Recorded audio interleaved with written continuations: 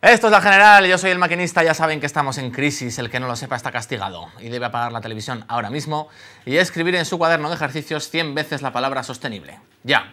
Los demás pueden seguir viendo este cara a cara en el que vamos a hablar de recortes de esto, de dinero. ¿Por qué hay que quitar siempre a la cultura y a las ONGs? ¿Por qué las asociaciones que dependen de alguna subvención se tienen que quedar con una mano delante y otra detrás?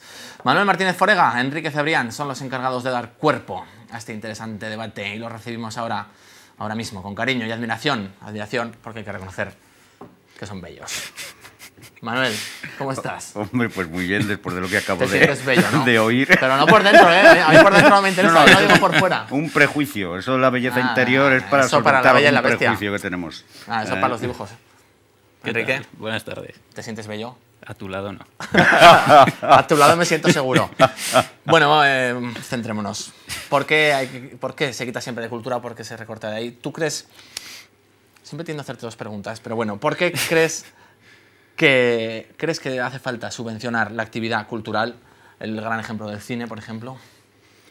Bueno, la verdad es que no tengo muy claro por qué se suprimen siempre gastos de cultura. Quizás porque sea más fácil de justificar de cara a la opinión pública que otras partidas, aunque no tiene por qué, no lo tengo muy claro. En cuanto a si tiene que estar subvencionada o no la cultura, yo pienso que como muchas veces ocurre en la política hay que hacer un equilibrio a veces difícil entre distintos intereses. Yo pienso que tienen que existir subvenciones para la cultura. Los poderes públicos tienen que implicarse, incluso también económicamente, en apoyar y en fomentar las actividades culturales, pero tampoco se puede crear una sociedad de artistas, de escritores, de intelectuales, etcétera, paniaguados que estén tanto al servicio del poder, porque al fin y al cabo la cultura tiene que ejercer una labor crítica y una labor crítica del poder, de los poderosos, de los responsables políticos también. Entonces difícilmente se va a poder llevar a cabo esa labor cuando estás a sueldo, cuando estás comiendo de la mano de aquellos a los que se supone que debes criticar. Entonces, bueno, en ese sentido es difícil. Yo pienso eso, que la cultura es un derecho de los ciudadanos, no solo de los creadores, sino que tenemos que centrarnos también sobre todo en los ciudadanos y debe fomentarse y alentarse desde los poderes públicos, pero siempre teniendo cuidado también de eso, no llegar hasta el extremo distinto, porque al fin y al cabo muchas obras de arte después sus autores van a tener que salir a la calle y defenderlas, y no todo tiene el mismo valor ni la misma altura artística. Entonces, bueno, en ese sentido hay que tratar de establecer ese difícil equilibrio, creo yo. Manuel, ¿tú crees en la iniciativa pública o en la privada? ¿Crees que todas las ideas culturales tienen que tener su parte de subvención? Bueno, yo opino que la subvención, tal y como están las cosas hoy, sí, es absolutamente necesaria. Pero claro, sabiendo dónde está el equilibrio. Es decir, no sería tanto en la labor del Estado con su dinero, que por otra parte le debemos exigir, no lo olvidemos, nosotros no mendigamos como ciudadanos la cultura, la debemos exigir y el Estado tiene la obligación de prestárnosla, este concepto hay que dejarlo claro.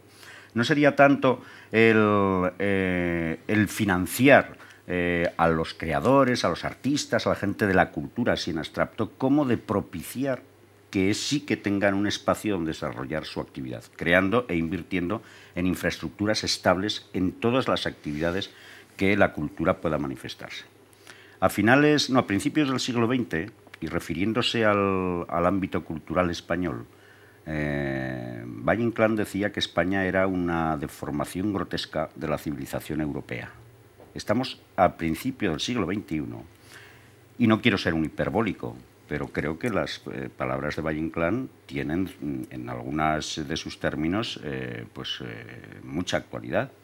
¿Por qué? Porque efectivamente cuando llega la hora de recortar los presupuestos del Estado destinados a la cultura es la cultura la que evidentemente se queda con los mayores porcentajes de recortes. Y esto es así de forma sistemática. Y claro, una sociedad que no esté preparada para absorber la cantidad de información, por ejemplo, y establecer un debate crítico con esa información, está abocada pues, a grandes cataclismos, diríamos, desde el punto de vista del pensamiento, de la filosofía, del análisis de los fenómenos sociales, de todo tipo de análisis que afecta incluso pues, a problemas tan graves como cambios climáticos, la manera de entenderlo, cómo se llega a esa información, ¿no? Necesitamos una cultura de base y para eso se necesitan infraestructuras y ahí es donde tiene que intervenir el Estado, ¿no? Siempre, Enrique, sacamos el ejemplo del cine. Me viene a la cabeza Pilar Bardem, ese mundo de gente que... Por ejemplo, Isabel Coixet dice que una persona que hace su película número 12 no tiene que tener financiación pública. ¿Qué opinas tú? Hombre, puede tener bastante razón Isabel Coixet. Quizás no tanto no tener nada de financiación pública, son cosas que habría que estudiar, pero desde luego no es lo mismo el apoyo a las personas que están empezando que el apoyo a directores de cine, en este caso, ya más o menos consagrados, que tienen mayor facilidad para defender su película o la creación cultural que quieran exponer de cara al público. En cualquier caso, pienso que estoy muy de acuerdo con algunas de las cosas que ha dicho Manolo y que sí que es cierto que muchas veces hablamos, como estamos haciendo ahora, de los artistas, de directores de cine, etcétera, pero tenemos que ponernos en la piel de los ciudadanos. Y es importante hacer hincapié en lo que ha dicho de exigir, es decir, la cultura hay que exigirla porque la cultura es un derecho. Entonces, bueno, en ese sentido hay que hacer hincapié sobre todo en el papel de los ciudadanos y en la posición de los ciudadanos.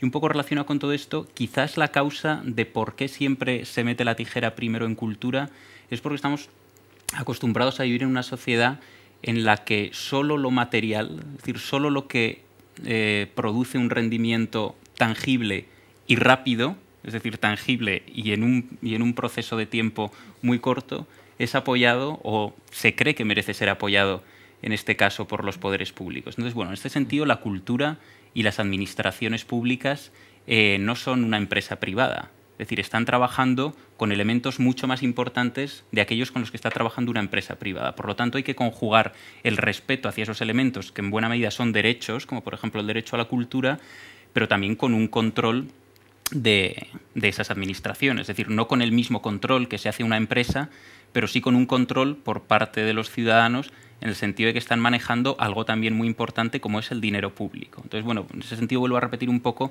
esa idea de que es un tema